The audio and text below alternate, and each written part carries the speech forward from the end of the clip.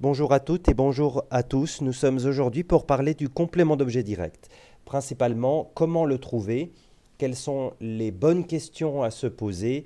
Donc je vais aujourd'hui répondre à ceci. C'est suite à une question d'un étudiant qui lutte pour trouver le complément d'objet direct. Alors, complément d'objet direct, pour trouver le complément d'objet direct, il faut se poser une question euh, deux, puisqu'on verra que ça peut être, la question peut porter sur un être humain ou sur une chose, mais la manière de se poser la question est très importante. Donc la structure pour trouver le COD, c'est positionner le sujet, ajouter le verbe ensuite, et c'est seulement en troisième position que viendra la question qui, si le complément d'objet direct est un être humain, ou quoi si le complément d'objet direct est une chose.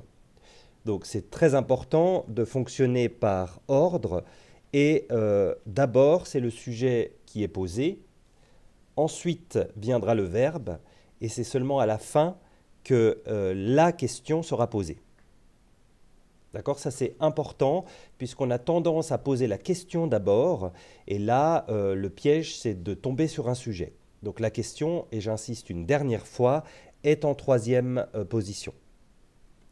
Maintenant, ce qu'il faut savoir, c'est le complément d'objet direct, ce sont six natures différentes. Donc, tout d'abord, le complément d'objet direct, et c'est la première nature, peut être un nom. Donc, exemple, elle cueille des fleurs.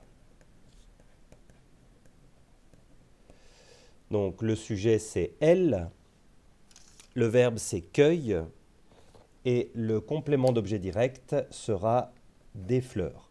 Donc ici, la question a été posée d'une manière très structurée, c'est-à-dire elle, le sujet, cueille, le verbe, elle cueille quoi, puisqu'on cueille quelque chose, dans le contexte ici en tout cas, elle cueille quoi, des fleurs. La deuxième nature possible pour un complément d'objet direct, c'est un verbe. Exemple, j'espère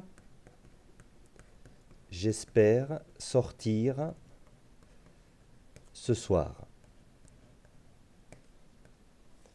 Donc ici, la question, c'est sujet, je, le verbe espère, et on espère quelque chose. Donc la question que nous nous posons, c'est j'espère quoi? Donc on tombe sur le verbe sortir, qui est notre complément d'objet direct. Troisième nature, le COD peut être un pronom personnel. Et c'est là où les choses peuvent se compliquer. Pronom personnel, donc je vous donne un exemple. Mes lunettes, je les ai perdues. Mes lunettes, je les ai perdues. Donc, ne paniquons pas et posons-nous la bonne question. Le sujet c'est je, le verbe c'est est perdu,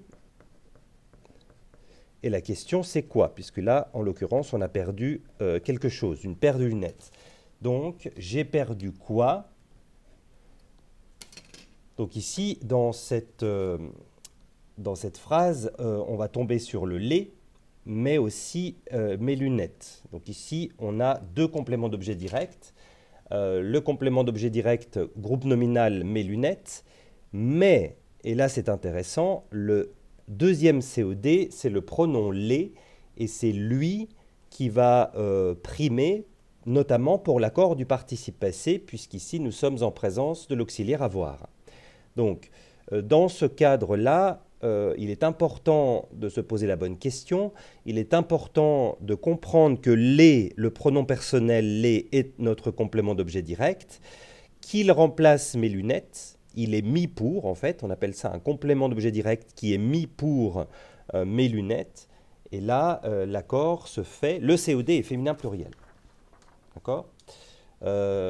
Troisième Non, quatrième, pardon.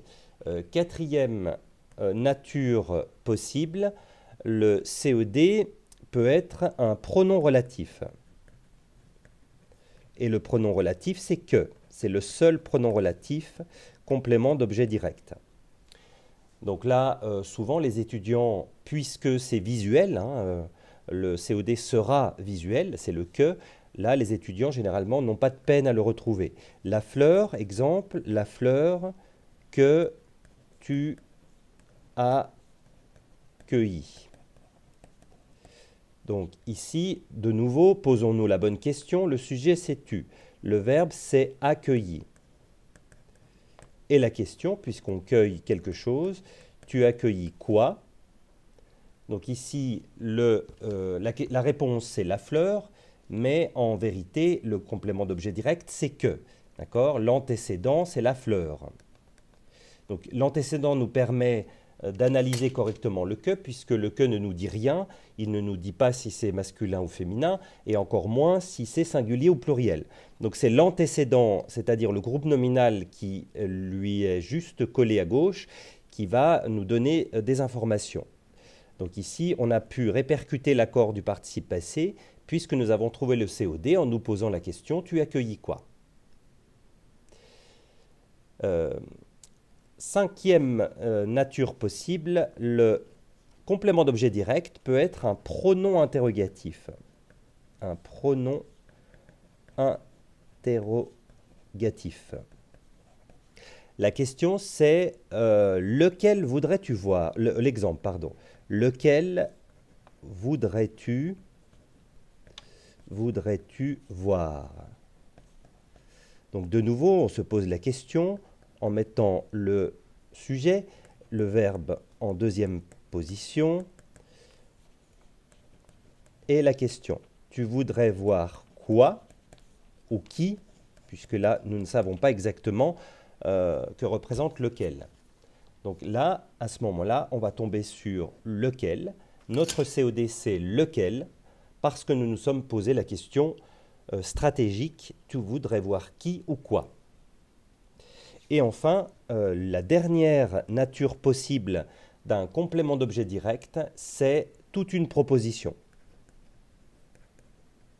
Une proposition, c'est-à-dire une portion de phrase. Exemple, je pense qu'il viendra avec nous. Donc la question c'est je, sujet, pense, le verbe en deuxième position et la question stratégique, puisqu'ici c'est penser quelque chose, donc je pense quoi? Et là on tombe sur qu'il viendra avec nous. Ça c'est notre complément d'objet direct, c'est-à-dire une proposition. Donc si on devait résumer cette leçon sur le complément d'objet direct, le complément d'objet direct c'est une question. C'est-à-dire une question bien structurée. D'accord? Et le complément d'objet direct, c'est 6 natures possibles.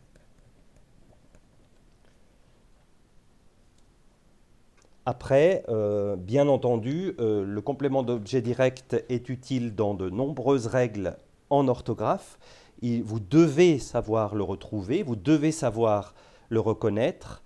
Et pour ceci, les questions doivent être posées correctement, de manière à ne pas tomber sur une autre fonction, un sujet par exemple, ou un complément d'objet indirect. D'accord? Donc vraiment, la manière de poser la question, d'après moi, est primordiale. Je vous remercie pour votre attention et je vous donne rendez-vous pour une prochaine vidéo ici sur YouTube.